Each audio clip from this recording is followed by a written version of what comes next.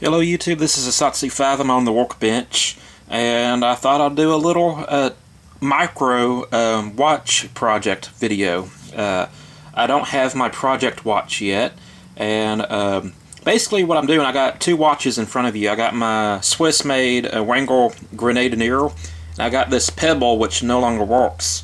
And the reason why I have the Pebble is because I'm going to try to harvest the NATO strap off of it and put it on this one.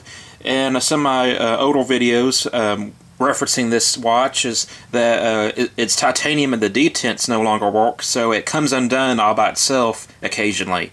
And that's why I was kind of trying to step away from it, but now that my Apple Watch isn't working, this one is now my Beetle watch. So I don't want it coming off on me, so I'm going to try to put a NATO strip on it. Now, I've never done this before. I've never taken a bracelet off of a watch, and I wasn't entirely sure about the proper terminology. That's why I referenced my Watch Repair Made Easy for Beginners book. And I need my, if you can see this, spring bar removal. And I'm going to try to remove the spring bars on this. I already measured it. It's 22 millimeters between the lugs. And a problem that's going to make things a little bit difficult is that these are not drilled through lugs, so I can't just use the punch and punch them out. So I'm going to have to use the spring pin or spring bar removal tool to actually kind of get in there and pry it out. And I don't really have a good work area to film this in. This is the best work area that I have, and I'm going to try to keep this all in frame, but in the course of me trying to do this for the first time, things might get out of shot. My hands might be in the way, they might move out of the way. It's going to be very difficult to do this through the viewfinder, so I'm going to try my best. But there are very good benefits to using NATO straps and Zulu straps that leather bands and bracelets do not offer. And that's why I really enjoy NATO straps. And when I get my project watch, I'm going to get a nicer NATO strap to put on it. And I'll talk about NATO straps in another video, but for now, I'm going to try to take this bracelet off. I've already, just to kind of get a feel for what I'm doing, I already slightly pried this pin out just a little bit using this. You can see it right there.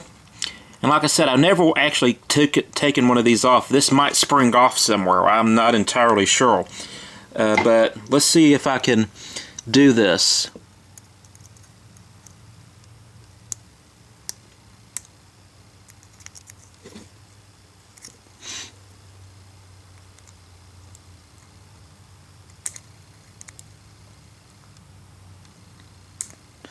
Okay, I think that might be all the way out. I might have to take the other end out as well for it to completely come out. So, and forgive me if I'm not doing a lot of talking or interacting with you, because this is very small, and I'm not really 100% sure what I'm looking at.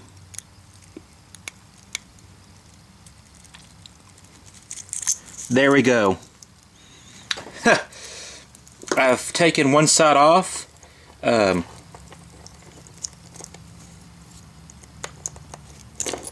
This is the spring bar. It looks to be a little bit bent, but I think it's still useful. And there's the lugs, and you see that the spring bar fits into that hole and attaches the bracelet. Now, I really do like this titanium bracelet. I like how lightweight it is. I like how flexible it is. I haven't tried some... This is really one of my few experiences with bracelets. I haven't tried a bracelet better than this, but I do know that I don't like titanium as far as the detent is concerned. I feel it wears out too quickly. Let's see if I can get the other one off in frame. So I'll put that spring bar right there. Gonna try this again in front of the camera, and that is the wrong tool.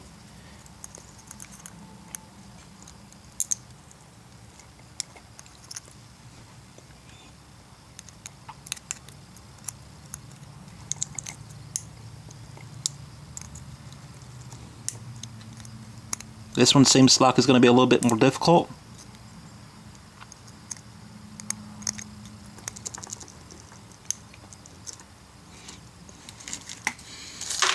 Reposition my hand.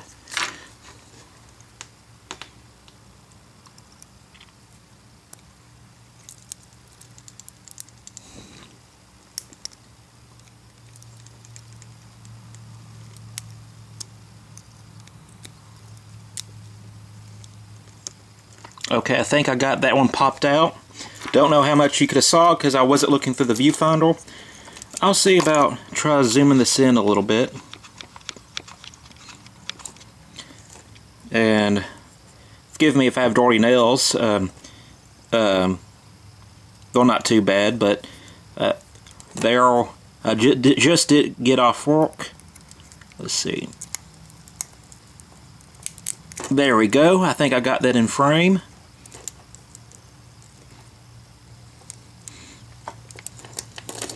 Zoom out.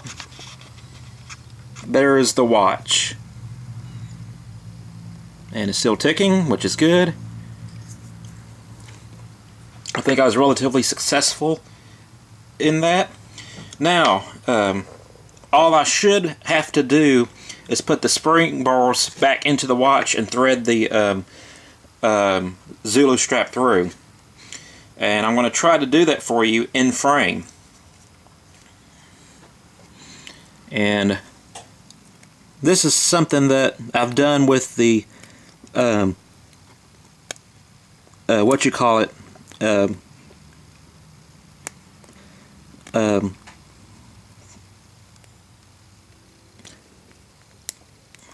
done it with the Pebble watch, but I've never.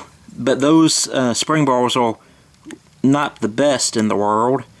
They have popped off on me several times. There we go. Got one end, got two in. I think I'm secure.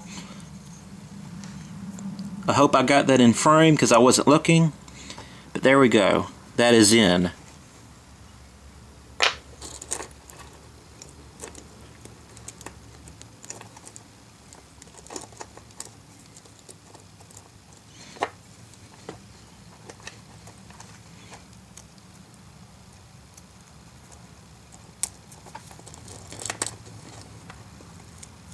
There we go. Make sure to put those bracelet parts where I can find them again.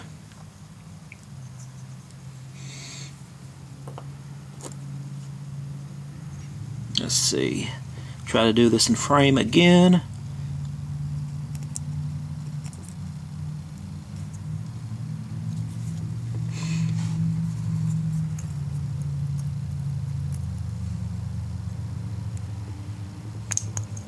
Oh, almost lost it.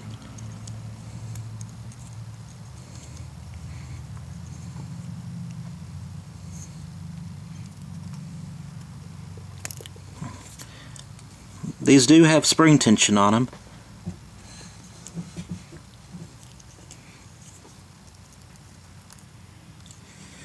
I have a feeling people are either going to really love these videos or really hate them.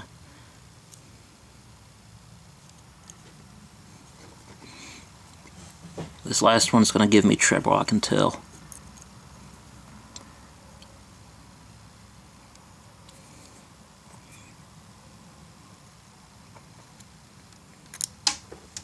Oh, shot off. Like I said, these are under spring tension. They call them spring bars for a reason.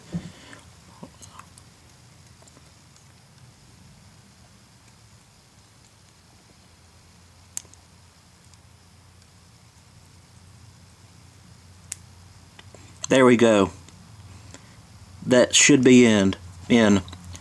There's the watch with the spring bars. Now, I want to show you something with a Zulu, or not Zulu, NATO band.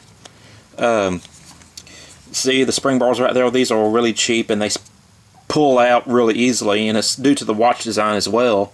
But because the way this is threaded in the way that it is, and I kind of forgot how to take it off, but it's a thread through. Let me look at this a little bit better.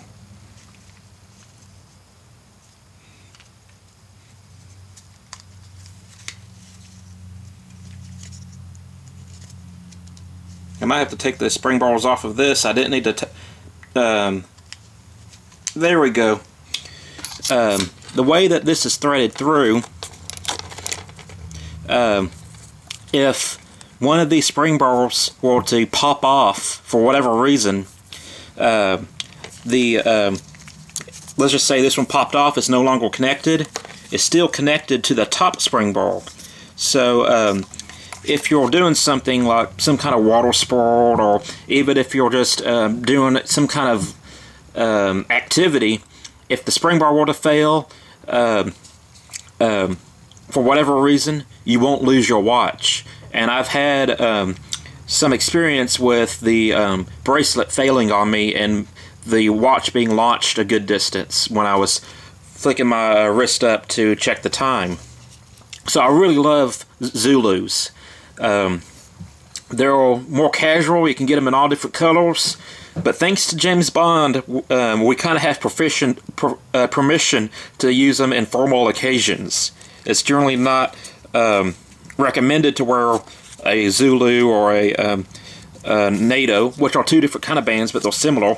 It's generally not recommended to wear those in formal situations, but because of Bond, people tend to overlook that rule. Let's see if I can get this out.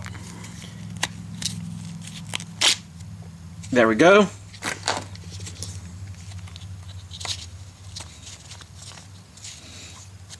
And let's see if I remember how to do this. A little bit of a scratch. I thought that was a pimple at first. I was like, man, I don't really want to show that on YouTube, but I don't want to do this video again. But what you do is you get the watch, thread the bottom of the Zulu, oh, not Zulu, but NATO strap through the spring bar, and it should fit, but this is an old NATO and it's kind of stiff. Then thread this one through here, I think, and there we go. Got a brand new, well, not brand new, but you got a new strap on a watch that came with a bracelet. And like I said, this allows, since it's connected at both ends in this manner, if this spring bar fails, it's just going to be flopping. You don't lose the watch. That's why if I were to buy a Rolex Submariner or my Grail watch, a Omega Seamaster Pacific Ocean, or yeah, I think it's Pacific Ocean or Ocean something, I can't remember, but Omega Seamaster, which is what I really want, I'm going to put a NATO on it if I ever dive with it. But to be honest, with the Omegas and the Rolexes, I probably wouldn't dive with them. I'd dive with my Seiko Turtle reissue. But I would, if I did dive with it, it would be with a NATO. There you go. I changed the bracelet, no longer attached, and put this old NATO on. I'm pretty proud of myself. Hope y'all enjoyed this video. I hope you found it somewhat interesting. I'm Asatsu5, and I'm out.